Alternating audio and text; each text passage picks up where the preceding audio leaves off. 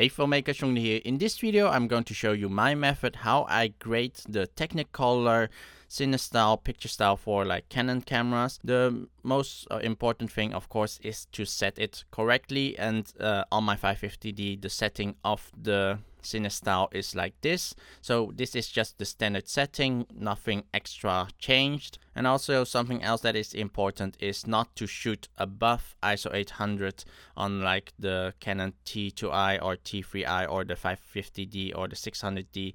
And yeah, mainly the 18 megapixels Canon DSLRs, because the sensor doesn't really go up that high with the ISO, and above ISO 800 it gets quite noisy. So here we have two shots that are from the Canon 550D. This is shot at night. It still looks actually quite nice. It doesn't look that noisy. It's on ISO 800 with the Cinestyle. So we're going to start grading these two shots. So the first thing I'm going to make is a new adjustment layer, and I'm going to drag this on here. Then I'm going to drag in my clarity grade preset. There is a link in the description below to a video that explains more about this preset, but yeah, I'm going to use the lowest setting, and I'm going to turn off the top one, and I'm actually going to cut this adjustment layer here between the shots because I'm going to add a fast color corrector onto the daylight version and change this saturation to 175 to make this colorful, because if I'm going to add color at the night shot, I find it is just too much. I like the desaturated look for nighttime shots a little bit more. And now for the individual grading, I'm going to drag in an RGB curve onto the adjustment layer. You can also just drag in the effects all onto the clip itself. But yeah, most important thing with the RGB curve is I can change the midtone and the blacks much easier than using the levels in fast color corrector. And I'm just going to drag in so that the black are correctly crushed down, and the midtone we can lift a little bit up so that it's a little bit brighter. And then here in the daylight footage we can actually also drop in the RGB curve.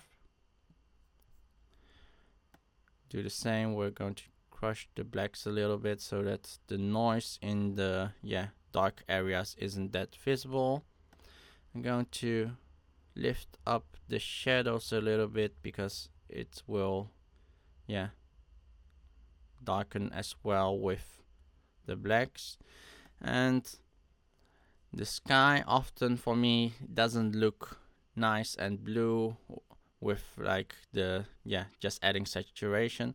I'm going to make it more blue by first making this go back in the middle, having a key in the middle holding it, and then I'm going to hold this lever here and move it to the left. And you can see here the difference already if I move it like this.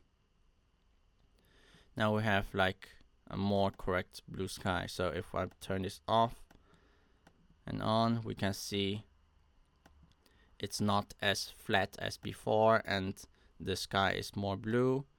However, you want to make sure this doesn't move too much on this side, because this part on the top is mostly the bright area, which is the sky, and this is mostly the rest of the colors. So now we have the two footages. So without the grading it looks like this, and with grading it looks like this.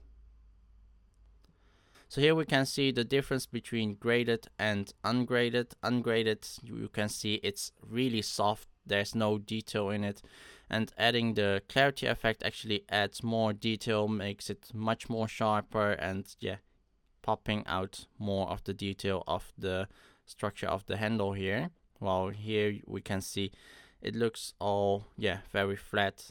We don't see even the rubber structure here. And then here on the daytime footage, we can clearly see the difference, like the windows are much sharper. And of course, we can see the sky. The colors are so much more different with the colors really popping out from the sky and also the grass. And if you really like this video, please give me a thumbs up. If you want to see more upcoming videos, please subscribe. Also check out my other videos. There's a lot of tutorials, presets, and also reviews, previews, and more. And if you have any technical questions, join us on Facebook. There's a link in the description below. And I'll hope to see you the next time. Bye bye.